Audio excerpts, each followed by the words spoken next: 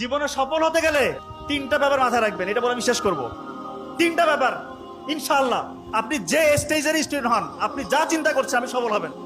এক নাম্বার, বাবা মার দোয়া নেবেন। মা যদি বেঁচে থাকে মায়ের পায়ের নিচে বসে থাকেন, কান্নাকাটি করেন।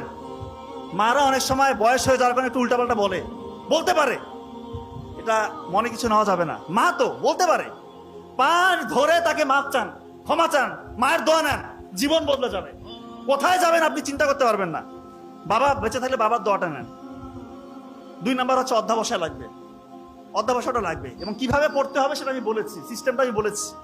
নাম্বার 3, গোপন গুনাহ ছেড়ে দিতে হবে, গোপন ইবাদত করতে হবে। গোপন গুনায় যারা লিপ্ত, স্যার আমার মধ্যে ওই চিন্তাটাই আসতেছে না স্যার, আমি যে বিয়ে করবো ওই মানে ওই তাকাটা আমার মধ্যে নাই, ওই আগ্রহটা আমি হারিয়ে ফেলেছি স্যার, আমি এরকম ছিলাম না। এই জন্য দয়া করে কেউ যদি এর আশেপাশে থাকেন দূরে থাকেন ভাই, ধ্বংস হয়ে যাবে। এমন গোপন গুনাহ, এটা এমন ভয়ঙ্কর ভয়ঙ্কর রোগ আপনার হবে যেটা বংশে আপনার হয় নাই কারো, এবং এমন রোগ আল্লাহ মাফ করে হতে পারে যেটা কাউকে শেয়ারও করতে পারবেন না। এই জন্য গোপন গুনাহ ছেড়ে দেন, আল্লাহ তাআলা খুশি হয়ে যাবে।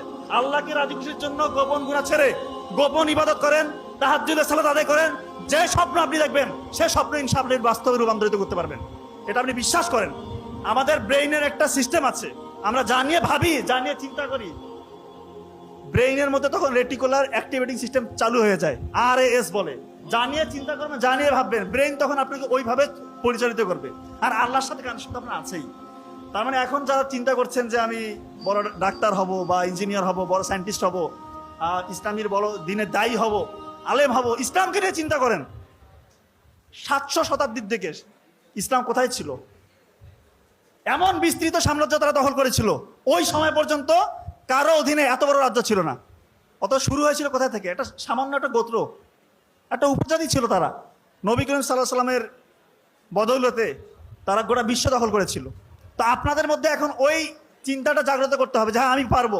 শুধু ডাক্তার ইঞ্জিনিয়ার হলে হবে না, এমন কিছু করতে হবে ইসলামের কাজে যেন লাগে। ইসলামের জন্য নিজেকে ডেডিকেশন নিয়ে আসি নিজের মধ্যে, যে ইসলামের জন্য আমি কাজ করব। গোপন ইবাদত করেন, আপনি যা চাচ্ছেন তাই পাবেন ইনশাল্লাহ।